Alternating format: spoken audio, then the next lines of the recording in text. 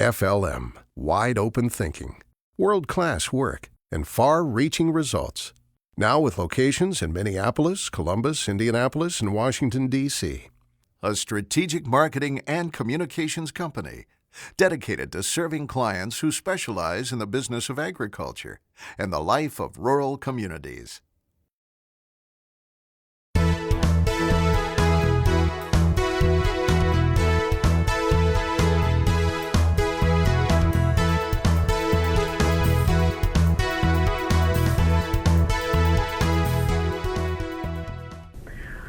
We're speaking this afternoon with Bob Stallman, the president of the American Farm Bureau Federation. And Bob, thanks for joining us today on Agri-Pulse. Well, my pleasure, Sarah. You've testified before the House Transportation and Infrastructure Subcommittee on Water Resources and the Environment on the potential impacts of the proposed changes to the Clean Water Act. Now, that's a mouthful in itself.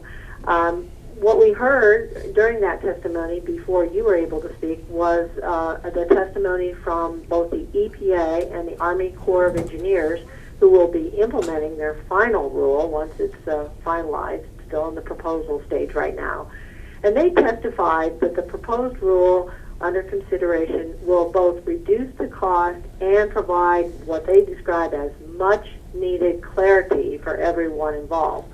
But when you testified, you described the proposed rule as a very, very serious threat.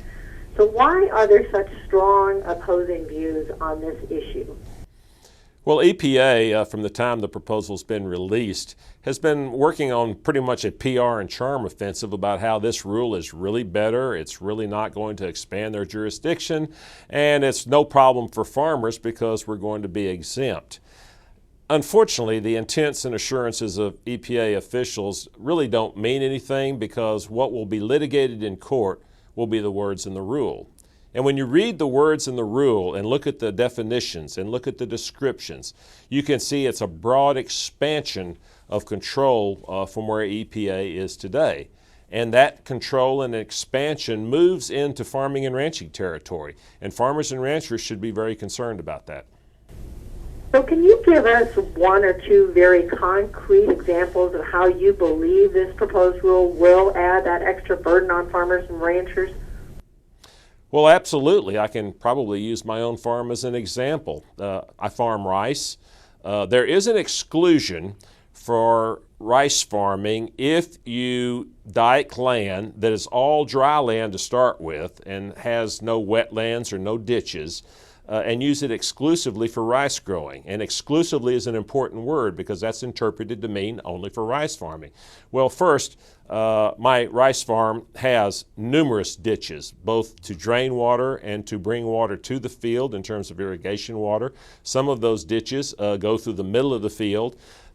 EPA defines a tributary as anything with a bed and a bank and an ordinary high water mark, and that describes those ditches.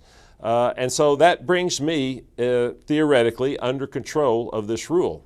What that means is the activities that I want to do that would be normal farming and ranching practices would be subject to getting a permit from the EPA, or they could possibly find me in violation for doing those very normal activities like spraying pesticides, putting out fertilizer, in some thought even about grazing cattle.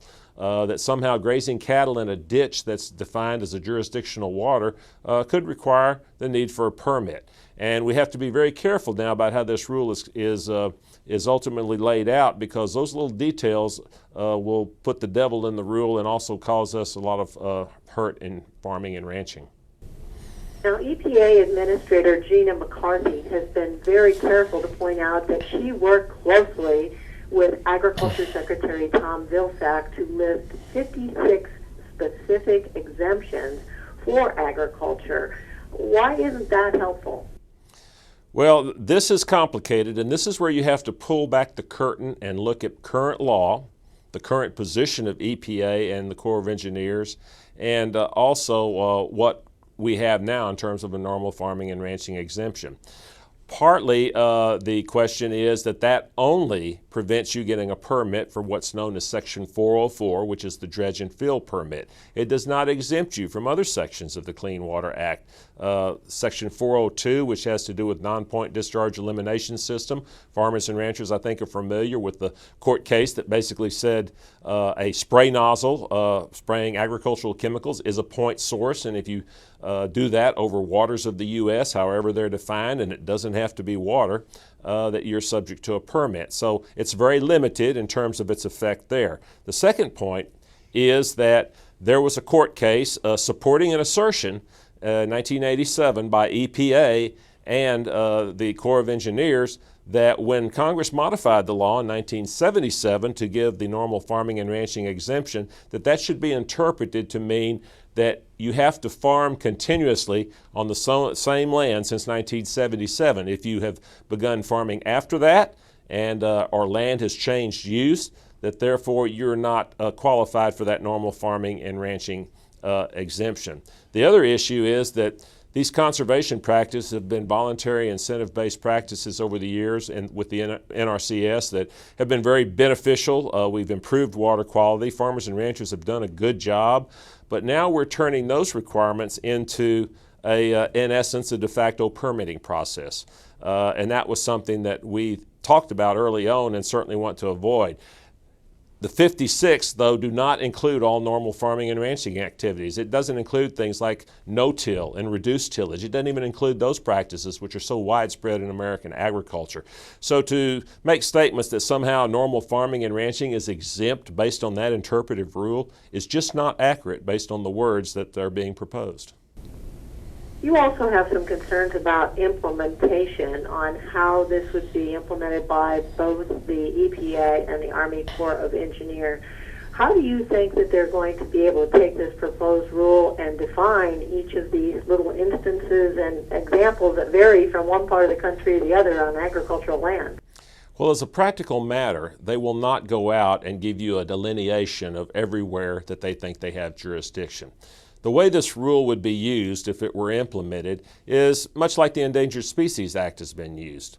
You would have EPA and those interest groups that support this kind of rule and that have authority under the citizen suit provision to sue to enforce it, to look at examples of things that they don't like or find examples of things they don't like happening on farm and ranch land, and then they would tell EPA, okay, you need to enforce this.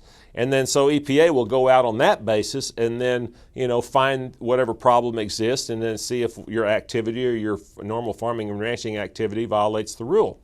So it'll be on a very selective case-by-case basis. It's more like a tool and a hammer that can be used to basically provide a veto authority over land use activities with respect to farming and ranching. They don't have the resources to go out and actually delineate and notify landowners as to precisely where they have jurisdiction and where they don't, but they want a very broad general rule in place so that when they choose to go out and basically peg somebody, that they have enough wiggle room in the rule to say, oh, okay, you need a permit, and oh, by the way, if you don't have one, that's $37,500 a day penalty. Which is very, very steep, as we all know. So one last question. This is very complex. There are a lot of different terms that are used in the proposed rule that some farmers may not have been familiar with in the past. And so how can they get more information on trying to figure out what the rule might actually mean on their farm? Well, I would encourage them to go on the web. Obviously you can get a copy of the complete rule off the EPA website, but you also have to have an understanding of how strictly EPA and the Corps have tried to interpret any provision that gives them the broadest scope of authority throughout 30 plus years of us dealing with the Clean Water Act. And so for that, I would suggest they go to the American Farm Bureau Federation website on the rule, go to Ditch the Rule. And other organizations also are putting up information and educate themselves as to what the potential impacts could be. And if they don't want those impacts on their farm or ranch, I urge them to get online. It's very easy to do and file comments with the EPA talking about how the rule is not good for U.S. agriculture. And we have a little additional time to comment now that they've extended that period as well. Yes, we do. The extension of that comment period is going to be very useful for us to have the time to educate, farmers and ranchers, but also policymakers here in Washington, D.C. about the full extent of what EPA is trying to do. Great. Well, thank you very much for this update, Bob. I really appreciate you joining us on Agri-Pulse. Thank you, Sarah.